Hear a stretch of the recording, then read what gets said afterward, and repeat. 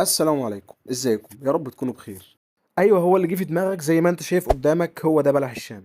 ودي طبعا صوابع زينب زي ما انتوا عارفين. النهارده انا مش هقول لكم ان انا هعمل الطريقه احسن من المصنع، لا. انا قررت واصريت ان اللي يعمل الفيديو ده او اللي يعمل طريقه بلح الشام وصوابع زينب يكون ابن عمي الشيف حامد، وده متمارس في المهنه بقاله تقريبا خبره 7 سنين. فالطريقه اللي قدامكم دي فعلا بطريقه المصنع او بطريقه شيف من المصنع. فبالمناسبة السعيدة دي أنا كنت عايز أشكره جدا جدا جدا. وعشان ما أطولش عليكم، لو أول مرة بتتفرجوا عليا فأنا أخوكم محمد الشواتفي، فما تنسونيش باللايك والشير وده اشتركوا في القناة لو لسه ما اشتركتوش. وتعالوا بالمرة أقول لكم رأيي إيه.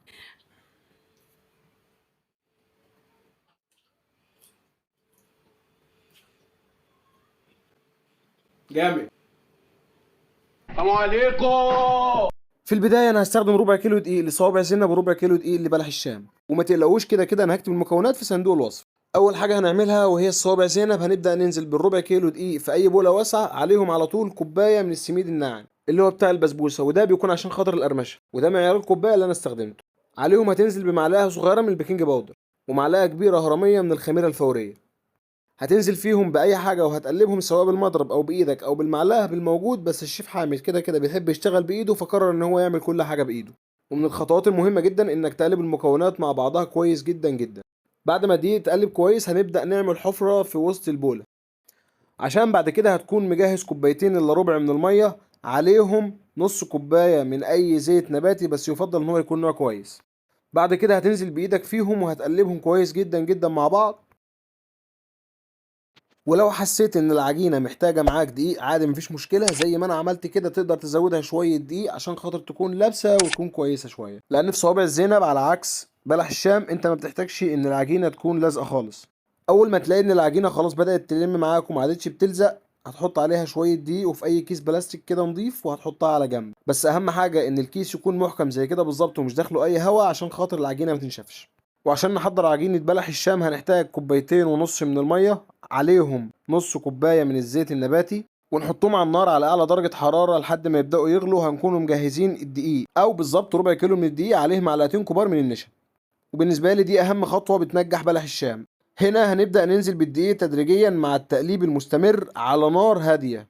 والخطوة دي احنا مش عايزين أي تكتلات أو أي حبيبات تكون موجودة. وأول ما العجينة تكون طبقة بيضة كده لازقة في قعر الصينية من تحت، هنا هتوقف وتكون مجهز اي حاجه تفرد عليها العجينه. وزي ما قلنا على اي مفرش نضيف عندك، وهتبدا تنزل بالعجينه وهتفردها عشان خاطر ما تعجنش، احنا محتاجينها تكون بعيده عن بعضها شويه. هتسيبها لحد ما تبرد براحتها على ما نجهز الشربات في اي حله واسعه عندك، وهتنزل باربع كوبايات ونص من السكر، عليهم 5 كوبايات من الميه. ولو عندك عسل جلوكوز تقدر تحط معلقتين 3 4 كده هيظبطوا الدنيا معاك.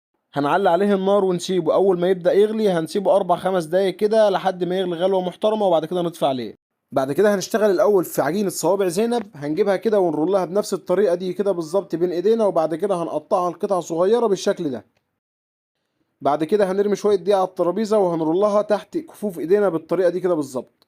عشان تعمل نفس البصمه او نفس الشكل بتاعت صوابع زينب هتكون مجهز قلايه البطاطس بتاعتنا، وهتقلبها على ظهرها وهتعملها بالطريقه دي كده بالظبط، وهتطلع معاك بنتيجه كويسه. وده هيكون الشكل النهائي او البصمه النهائيه قبل ما نحطها في الزيت على طول. من الوش واخده شكل مربعات ومن ورا بتكون فاضيه. ولو عايز تعمل شكل عظمه برضه هتجيب كرتونه التموين وهتقسمها نصين كده، وهتمشي عليها صباع الصوابع الزينب بالطريقه دي وهيكون ده شكلها. بعد كده هتحط شويه زيت محترمين، وما تقلقش اللي هيفضل منه هتعرف تستخدمه تاني عادي. هنشغل النار على اعلى درجه حراره لحد ما نحس ان الزيت خلاص سخن جدا، وبعد كده هنوطي الزيت خالص. اول ما نبدا نحط فيه صوابع الزينب كده وهنقلبها، مش هنيجي ناحيتها خالص. انت يا دوب هتهز القلايه بالطريقه دي هتكتشف ان هي خفيفه جدا وبتروح معاك بسهوله. هنحمرها يا دوب نص تحميره كده، وبعد كده هترجعها تاني في الزيت تحمرها تاني بحيث ان هي تكون بتقرمش لحد ما تاخد اللون اللي انت شايفه قدامك ده بالظبط. هتبدا تطلعها من الزيت على طول على السيرم او على الشربات اللي احنا عملناه، بس تصفيها كويس جدا عشان خاطر تكون بتقرمش معاك وتطلع مظبوطه المظبوط. بعد ما تطلعها من الزيت على الشربات على طول هتسيبها في الشربات شويه، وكل شويه هتتك عليها كده لحد ما تتاكد ان هي خلاص شربت الشربات وبقت تمام. هتطلعها في اي طبق وهي كده هتكون جاهزه للاكل. خش لي بقى على بلح الشام. هتجيب العجينه اللي احنا كنا حاطينها على جنب وتحطها في اي بوله واسعه عندك، وتكون مجهز بيضتين كبار او تستخدم 3 بيضات متوسطين زي اللي انا استخدمتهم في الفيديو ده بالظبط. بس مش هتكسرهم في البولة على العجينة على طول، لا، انا عايزك تكسرهم في طبق الاول وتحط عليهم نقطتين 3 فانيليا، عشان خاطر الزفارة طبعا. وهتبدأ تنزل بيهم في البولة واحدة واحدة أو بيضة بيضة، وتعجن كويس جدا جدا لحد ما البيضة تختفي خالص وتمتزج مع العجين تماما. وهكذا هتعامل البيضتين التانية والتالتة زي ما عملت الأولى بالظبط لحد ما تختفي تماما. وأول ما تبدأ تكون عجينة معاك بالشكل ده كده هتعجنها لمدة 3 دقايق تقريبا كويس. هتلاقيها بقت عجينة طرية وما بتلزقش بالشكل ده كده بالظبط. هتجهز كيس حلواني او اي حاجة هتصب بيها، هتحط القمع قدام كده اللي هو بيكون على شكل نجمة، وهتجرب الاول هتشوف العجينة عاملة ازاي. زي ما انتوا شايفين كده طالعة بالشكل بالظبط ومظبوطة جدا. بعد كده هنجهز الزيت بتاعنا، هنولع النار على درجة حرارة عالية جدا لحد ما يسخن. وهنا حامد ابن عمي كان بيوريني ان هو ازاي خارق وبيقدر يحط ايده في الزيت. ملحوظة بسيطة بس، اوعوا تحطوا ايديكم في الزيت وهو سخن وما تعملوش زي حامد. طريقة التسوية في بلح الشام لازم يكون الزيت على اقل درجة حرارة عشان خاطر ما يحرقش مننا العجينة او ما يخليش الصوابع لونها غامق او مش كلها بنفس اللون او تتحرق. احنا عايزينها مظبوطه بالظبط ويكون طعمها احسن من الجاهزه كمان. وطول ما انت واقف جنب الطاسه كده عايزك تهزها عشان خاطر الصوابع تتقلب وتتحمر من كل الجناب زي بعض.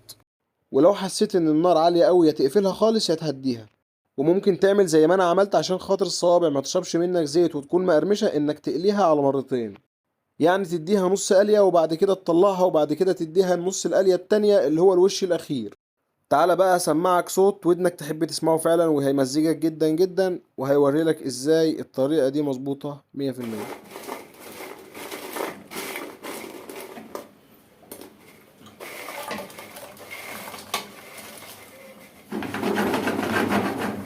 بعد ما تقليها وتديها الوش النهائي وتحس ان هي خلاص احمرت للدرجة دي هتبدأ تنزل بيها على طول في الشربات. بس ده بعد ما تصفيها كويس من الزيت عشان خاطر تحفظ قرمشتها وما تكونش طرية. هتديها وقتها في الشربات لحد ما تشرب كويس جدا جدا، وهيكون شكلها بالعظمة اللي انت شايفه قدامك ده.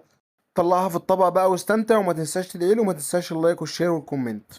ولك ان تتخيل ان انا عملت العظمة دي كلها بنص كيلو دقيق بس. الكمية كانت كبيرة جدا جدا سواء من بلح الشام او من صوابع زينب.